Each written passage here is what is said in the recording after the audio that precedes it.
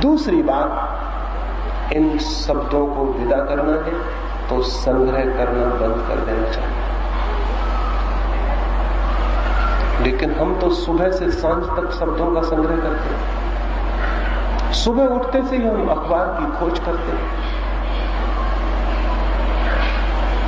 फिर रेडियो को सुनते हैं, फिर मित्रों से बात करते हैं, फिर दिन भर है, फिर सांझ है, और शब्द इकट्ठे हो रहे हैं। और कभी हम इस बात का ख्याल नहीं रखते कि ये शब्द इकट्ठे करके आखिर में हम क्या करेंगे। ये सारे शब्द इकट्ठे हो जाएंगे, काम के बेकाम, अर्थ के अनर्थ, सब इकट्ठे हो जाएंगे। फिर मन इनसे क्या करेगा। लेकिन उन शब्दों को जितना हम इकट्ठा कर लेते हैं, एक तरह का पावर, एक तरह की ताकत हमको मिलती हुई मालूम पड़ती है। क्योंकि जो आदमी शब्दों के साथ खेलने में जितना कुशल हो जाता है, वो आदमी उतना ही लोगों पर प्रभावी हो जाता है, लोगों के ऊपर प्रभाव हो जाता है उसका। जितना शब्दों के साथ खेलने में उसकी कुशलता बढ़ जाती है, वो लोगों के साथ उतना ही कुशल हो जाता है। जितना शब्दों में कमजोर होता है, उतनी उसकी लोगों के साथ जीवन में कुशलता कम हो जाती है।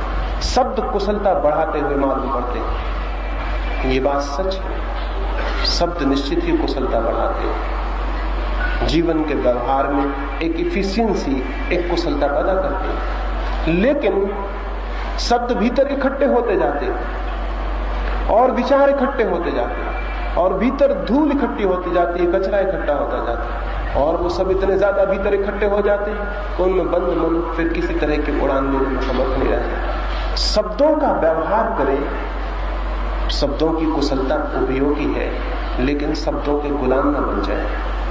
कोई शब्द आपको पकड़ने वाला ना हो जाए, शब्द आपके हाथ के साधन हो, शब्द जीवन के साधन न बन जाए। इसका स्मरण रहे निरंतर। शब्द जीवन के लिए, बोलने के लिए, संबंधित होने के लिए जरूरी है, लेकिन शब्द भीतर जंजीरें नहीं बन जानी चाहिए। ये अगर निरंतर स्मरण हो तो हम व्यर्थ के शब्द भी इकट्ठे नहीं करेंगे, और जिन शब्दों को इकट्ठा करेंगे उनको भी हम अपनी जंजीरें न बनने देंगे। वे हमारे प्राणों के ऊपर पत्थर बनकर नहीं बैठ जाएंगे। हम उन्हें किन्हीं भी क्षण हटा दे सकते हैं, उनके साथ हमारा कोई मोह, कोई लगाव पैदा नहीं हो जाएगा। लेकिन अभी तो अगर हम एक शब्द भी आपको हटाने को कहें तो इतना मोह और इतना लगाव मालूम होगा कि उसे कैसे हटा सकते हैं। अगर मैं आपसे कहूं कि आप इतनी हिम्मत करें कि मैं हिंदू शब्द को हटा दूं अपने मन से, तो आप कहेंगे ये कैसे हो सकता है, क्योंकि शब्द को हटाऊंगा तो फिर मैं क्या रह जाऊंगा। वो हिंदू होना जैसे हमारी संपत्ति और हमारी आत्मा, जैसे उसे हम हटा नहीं सकते। यहूदी होने को नहीं हटा सकते, मुसलमान होने को नहीं हटा सकते, वो शब्द हमारे प्राणों पर बैठा है। अभी एक गांव में मैं था, उस गांव के मुसलमान नवाब की पत्नी मुझसे मिलने आई, और उसने मुझसे कहा आपकी बातें तो मुझे ठीक मालूम पड़ी, लेकिन 3 रात मैं सो नहीं सकी। मैंने बहुत कोशिश की इस मुसलमान होने की बात को हटा दूं, लेकिन इसे हटाना ऐसा लगता है जैसे कोई अपने प्राणों को अलग कर रहा हो। शब्द अगर इस भांति मन को पकड़ते हो तो गुलामी पैदा होती है, तो एक स्लेवरी पैदा होती है। तो शब्दों के साथ मोह नहीं होना चाहिए, उनका उपयोग होना चाहिए, जैसा आदमी वस्त्रों का उपयोग करता है। शब्द वस्त्र से ज्यादा नहीं होने चाहिए, उनके साथ कोई मोह, कोई लगाव, कोई आसक्ति, उनके साथ प्राणों का कोई गहरा संबंध बनाना एक गुलामी को निर्मित करना है। और जब ये गुलामी निर्मित हो जाए तो फिर हम अपने ही हाथ से पैदा किए हुए जाल में फंस जाते हैं, जिसके बाहर निकलना कठिन हो जाता है। मैंने उस महिला को कहा कि अगर तुम्हारी इतनी भी सामर्थ्य नहीं है कि तुम एक शब्द को अपने से मुक्त कर सको, तो फिर क्या तुम सोचती हो कि ये मन जो इतना कमजोर और गुलाम है, क्या ये मन ईश्वर को जान सकेगा, जिसकी इतनी साहस और इतनी हिम्मत और इतना सा साहस नहीं है कि एक शब्द से छुटकारा पा सके, ये और किस चीज से छुटकारा पा सकेगा। ये स्मरण रखना जरूरी है कि ये सब आते हैं जाते हैं, इनके साथ कोई प्राणों का संबंध बांध लेना ठीक नहीं। तब चित्त एक निरंतर सतत मुक्ति की अवस्था में, सतत प्रवाह की अवस्था में हो सकता है। उत्तर पकड़ लिए जाते हैं, फिर उन उत्तरों के लिए हम मोहाविष्ट हो जाते हैं कि यही सत्य होना चाहिए। सत्य को बिना जाने मोहाविष्ट हो जाना कि यही सत्य होना चाहिए बहुत खतरनाक है, गुलामी है। स्वतंत्रता चाहिए चित्त की, तभी तो चित्त शांत भी हो सकेगा, नहीं तो नहीं हो सकेगा। गुलाम चित्त कैसे शांत हो सकता है? गुलाम चित्त कमजोर चित्त है। ये स्मरण, ये प्रतीति, ये बोध कि शब्द जो मैं इकट्ठे कर रहा हूं वो मेरी गुलामी तो नहीं बन रहे, ये निरंतर अगर ख्याल हो तो कोई कारण नहीं है कि कोई शब्द हमारी गुलामी बन जाए और कोई शब्द बाधा बन जाए। निरंतर आपने देखा होगा, अगर हम किसी से कुछ बात करते हैं और विवाद करते हैं तो विवाद सत्य के लिए नहीं होता, निरंतर शब्दों के लिए होता है। हम एक शब्द पकड़ लेते हैं, दूसरा आदमी दूसरा शब्द पकड़ लेता है और हम विवाद में पड़ जाते हैं। इसीलिए तो किसी विवाद, किसी आर्गुमेंट से कभी कोई निष्पत्ति नहीं निकलती, कोई कंक्लूजन नहीं निकलता। अगर शब्दों की पकड़ ना हो तो दो आदमी जो विवाद करेंगे और विचार करेंगे, वो विचार उन्हें कहीं ले जाएगा, किसी निष्पत्ति पर, किसी निष्कर्ष पर, किसी समाधान पर। लेकिन हम सब शब्दों को पकड़ लेते हैं। मेरा शब्द महत्वपूर्ण हो जाता है आपके शब्द से, क्योंकि वो मेरा है और जो आपका है वो आपका है। और जब हम विवाद करते हैं तो ये सवाल नहीं होता कि सत्य क्या है, सवाल ये होता है कि मेरा क्या है। जो शब्द मेरा है वो जीतना चाहिए, क्योंकि उसकी जीत में मेरे अहंकार की जीत है। शब्दों की जो गुलामी है वो मेरे शब्दों के कारण पैदा होती है। जो शब्द मेरे हैं उनका मैं गुलाम हो जाता हूं। कोई शब्द किसी का नहीं है। अगर गुलामी से मुक्त होना है तो ये जानना चाहिए शब्द कोई भी मेरा नहीं। और तब चित्त अनप्रेजुडिस्ड, निष्पक्ष हो जाएगा। तब किसी शब्द के लिए कोई लड़ाई नहीं है। तब हम किसी भी शब्द के लिए निष्पक्ष विचार करने को तत्पर हैं, उत्सुक हैं, खोज के लिए तैयार हैं। शायद इस दुनिया में फिर कोई विवाद ना हो अगर लोग शब्दों के साथ मेरे होने का मोह छोड़। कौन सा शब्द आपका है, सिवाय इसके कि एक शब्द बचपन से आपके कान में बार बार दोहराया गया है और आपका उसमें क्या है? कौन सा शब्द आपका है, कौन सा सिद्धांत आपका है, कौन सा विचार आपका है? कोई भी तो आपका नहीं है। कोई भी विचार बार बार दोहरा दिया जाए आपके मन में, वो आपको लगने लगेगा मेरा।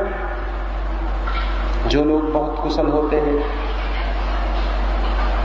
दूसरे लोगों को समझाने में, जीतने में, वे हमेशा एक तरकीब का उपयोग करते रहे। अब्राहम लिंकन से एक बार उसके किसी मित्र ने पूछा कि आप हमेशा विवाद करने में विजयी क्यों हो जाते हैं? उसने कहा, मैं दूसरे आदमी को इस भांति का विश्वास दिलाने की कोशिश करता हूं कि जो मेरी मर्जी है वो उसकी ही मर्जी है। जो बात मुझे उसे मनवानी होती है, जिस बात के लिए मुझे उसे कन्विंस करवाना होता है, मैं इस भांति की कोशिश करता हूं जैसे कि वो उसकी ही मर्जी है। और जैसे ही उसे ये ख्याल पकड़ जाता है कि ये उसकी मर्जी है, मैं जीत जाता हूं, वो हार जाता है, हालांकि उसे लगता है कि वो जीता है। अब्राहम लिंकन ने कहा कि मेरा एक मित्र एक मामले में बिल्कुल जिद पकड़े हुए था। मैंने 8-10 दिन के लिए बात उस संबंध में करनी बंद कर दी। एक दिन रास्ते में चलते हुए मैंने उससे कहा कि मुझे ऐसा ख्याल आता है एक दिन तुमने ऐसी कोई बात कही थी, वो बात वही थी जो मुझे मनवानी थी, और ये बात बिल्कुल झूठ थी कि उसने कभी मुझसे उस बात को कहा। लेकिन मैंने उससे कहा कि मुझे ख्याल आता है कि कभी तुमने ऐसी कोई बात मुझसे कही थी। उसने कहा मुझे तो ख्याल नहीं आता, लेकिन मैंने उसे ख्याल दिलाने की कोशिश की कि एक दिन बातचीत के दौर में तुमने ऐसा कुछ कहा था, और वो धीरे धीरे सहमत हुआ और राजी हो गया। उस बात पर राजी हो गया जिस पर 8 दिन पहले वो विवाद करने को तैयार था। कौन सी कमजोरी इस लिंकन ने उस आदमी की पकड़ ली? एक कमजोरी पकड़ ली, उसे ये ख्याल आ जाए कि ये बात मेरी है, तो बात पूरी हो गई। दुनिया में जो बड़े नेता हैं वे जनता को ये विश्वास दिलाया करते हैं कि आप जो कहते हो वही हम कह रहे हैं, जो आपकी मर्जी वही हमारा विचार। और लोग ऐसी मूर्खतापूर्ण बातों के लिए भी राजी हो जाते हैं जिनका कोई हिसाब नहीं। एक दफा उन्हें विश्वास आ जाए कि वो विचार उनका है, मेरा है, बस फिर कुछ भी करवाया जा सकता है। हिंदू धर्म मेरा है तो फिर मेरी हत्या करवाई जा सकती है। मुसलमान धर्म मेरा है तो फिर मैं अपनी गर्दन कटवा सकता हूं। वो जो मेरा है वो बहुत बलवान और वो मेरे मन को पकड़ लेगा। ये जो शब्द और विचारों की सारी गुलामी है ये मेरे की वजह से पैदा हुई। इसको अगर तोड़ना है तो एक बात जान लेनी है, कोई शब्द मेरा नहीं है, कोई विचार मेरा नहीं है। सब विचार उधार है और सब विचार किसी खास तरह के प्रोपेगेंडा का परिणाम है। मैं हिंदू घर में पैदा हुआ हूं तो हिंदू प्रोपेगेंडा के भीतर पला हूं। बचपन से मुझे कहा गया कि कृष्ण जो है भगवान और गीता जो है भगवान की किताब है। मुझे बचपन से ये बात कही गई है, मैंने बार बार इसे सुना है। धीरे धीरे मुझे ये एहसास आ गया है कि ये मेरा ख्याल है कि कृष्ण जो है भगवान है, गीता जो है भगवान की किताब। ये मेरा ख्याल है। ये 20, 25 वर्ष, 50 वर्ष तक निरंतर दोहराने का परिणाम है कि मुझे लगता है ये मेरा ख्याल, इसमें मेरा क्या। अगर मुझे मुसलमान घर में रखा गया होता तो मेरा ख्याल ये होता कि कुरान जो है वो भगवान की किताब है, और अगर मुझे ईसाई घर में रखा गया होता तो मेरा ख्याल ये होता कि बाइबल जो है वो ईश्वर की किताब है।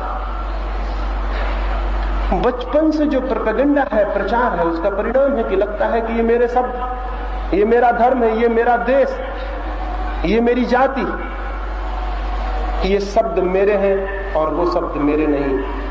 फिर गुलामी खड़ी हो जाती। आज तक हम बच्चों के मन गुलाम बनाते रहे। एक अच्छी दुनिया पैदा नहीं हो सकी क्योंकि माँ बाप ने निरंतर ये कोशिश की है कि जिस गुलामी में वे कैद हैं उनका बच्चा उस गुलामी के बाहर न हो जाए, वो भी उसी कारागृह में बड़ा हो। हर बाप, हर माँ की ये कोशिश रही है आज तक कि जिस गुलामी में वो है बच्चा उस गुलामी के बाहर न हो जाए। शायद एक डर था इसमें, और वो केवल ये था कि अगर वो मेरी गुलामी से बाहर हुआ तो वो किसी दूसरे की गुलामी में पड़ जाएगा। अगर वो हिंदू घेरे के बाहर हुआ तो पता नहीं मुसलमान हो जाए, ईसाई हो जाए। इसके पहले कि वो ईसाई या मुसलमान हो उसे हिंदू बना देना जरूरी है। और दुनिया में जितने धर्म हैं वो चूंकि सभी एक न एक तरह की गुलामियां हैं, इसलिए हर बाप परेशान है और डरा हुआ है कि मेरा बच्चा कहीं इस गुलामी को छोड़कर उस गुलामी में न चला जाए, क्योंकि अपनी गुलामी फिर भी अपनी है, पराई तो नहीं है, अपनी अकेली नहीं है, बाप दादों से हजारों वर्ष से है, परंपरागत है। जो अपनी है वो गुलामी हो तो भी अच्छी मालूम पड़ती। इस वजह से आज तक दुनिया में स्वतंत्र मन पैदा नहीं हो सका। इस वजह से अब तक हम स्वतंत्र मनुष्य को जन्म नहीं दे पाए, और गुलाम मनुष्य की जो तकलीफें वो हम सबको झेलनी पड़ रही हैं और हम झेलते रहेंगे। लेकिन क्या ये हमेशा ही चलाए जाना? क्या कोई रास्ता नहीं खोजना है कि बदलाव हो सके? क्या कोई फिक्र नहीं करनी है कि क्रांति आ सके और हम स्वतंत्र मनुष्य को जन्म दे सकें? लेकिन आप अपने बच्चों के लिए स्वतंत्रता के मार्गदर्शिता तभी हो सकेंगे जब आप स्वतंत्र हो जाएं। और स्वतंत्र होने के लिए जरूरी है, पहली बात, अपने मन से ये ख्याल अलग कर दें कि कोई विचार मेरा है। ये मेरे का ख्याल टूट जाए और आप पाएंगे आप एकदम निष्पक्ष हो गए, एकदम मुक्त हो गए। सारी जंजीरें जैसे टूट गई, सारी प्रेजुडिस, सारे पक्ष गिर गए। और अगर आप अपने बच्चों को भी इस निष्पक्ष चित्तता में विकसित कर सकें और उन्हें समझा सकें कि जो तुमने नहीं जाना है वो तुम्हारा नहीं है, चाहे मैं कहूं, चाहे कोई भी कहे, चाहे हजारों साल की परंपरा कहे, लेकिन तुम किसी शब्द के और सिद्धांत के गुलाम मत हो जाओ। तुम खोजना, तुम खुद खोज करना, तुम इंक्वायरी करना, अपने मन को ताजा रखना हमेशा खोजने के लिए। तो शायद बच्चे आने वाली दुनिया में एक स्वतंत्र मनुष्य की जाति को जन्म देने में समर्थ हो जाए। लेकिन उसके पहले उन सारे लोगों को स्वतंत्र होना होगा, हम सारे लोगों को, मुझे, आपको। दूसरी बात है, मेरे का ख्याल छोड़ देना आवश्यक है। और तीसरी बात,